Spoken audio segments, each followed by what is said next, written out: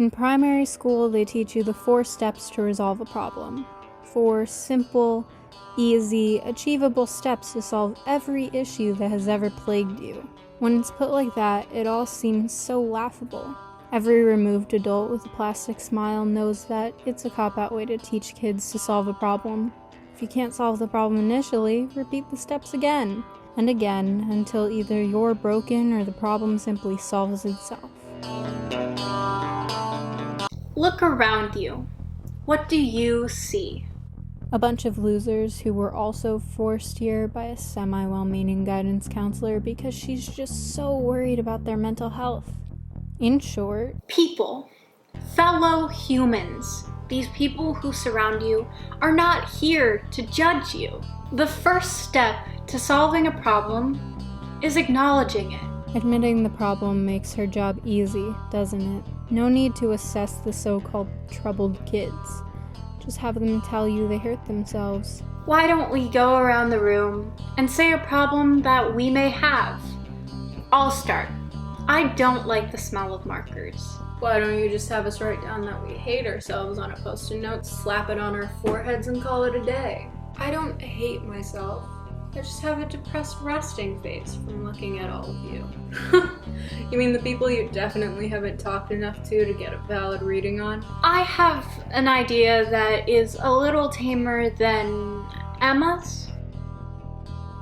Right. I have an idea similar to Emma's that may be a little more productive. I'm going to pass around some index cards. Everyone take 2 and write down 2 things about yourself.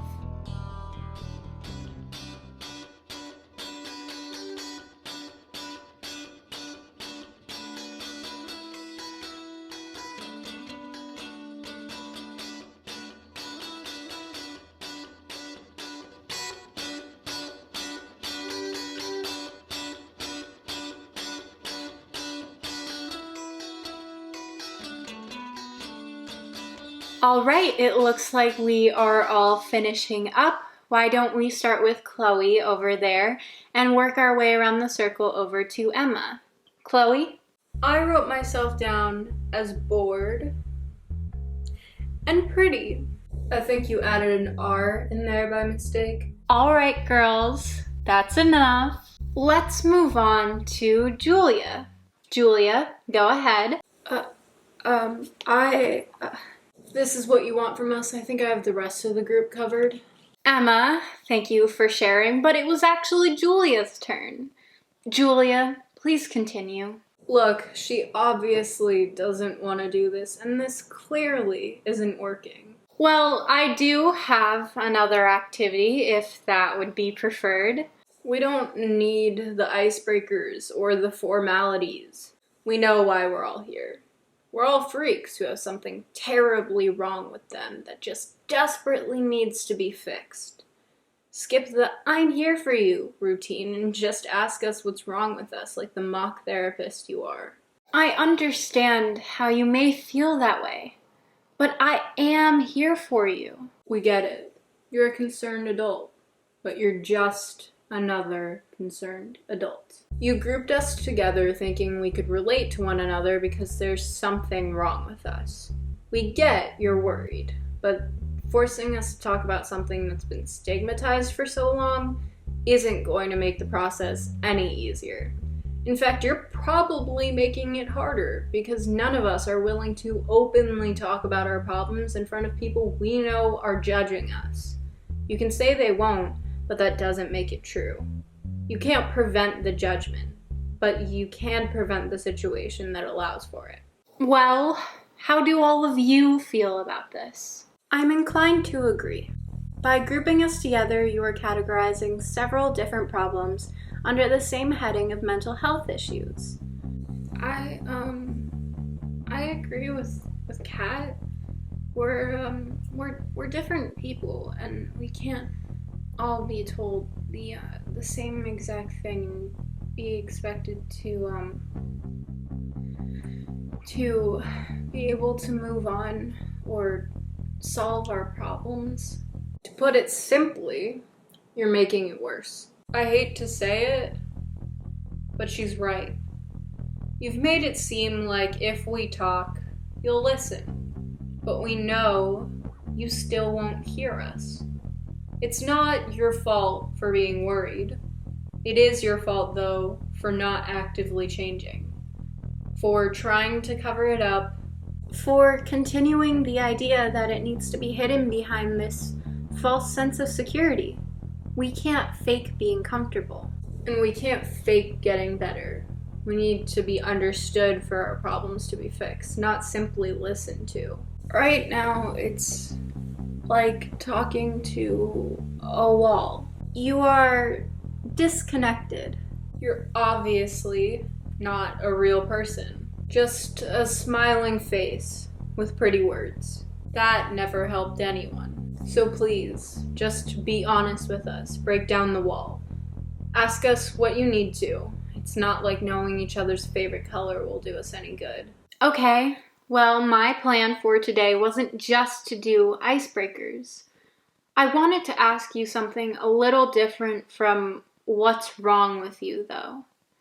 I don't want a self-diagnosis. I want to know, what does it feel like? Make me understand. Explain to me. What does it feel like?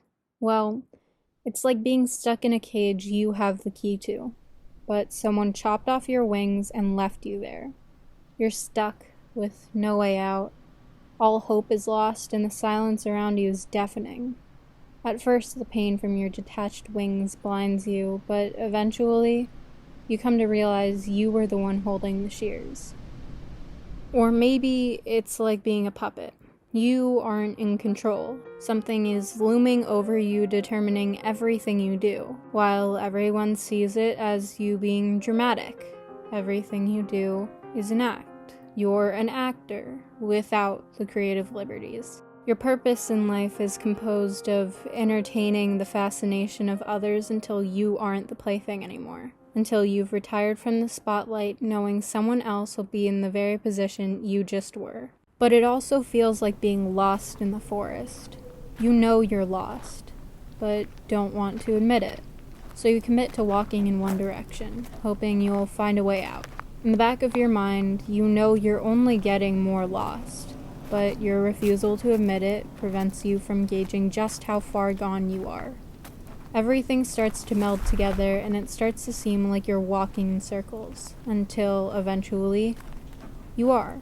You continue walking around the same circle, expecting to eventually find your way out.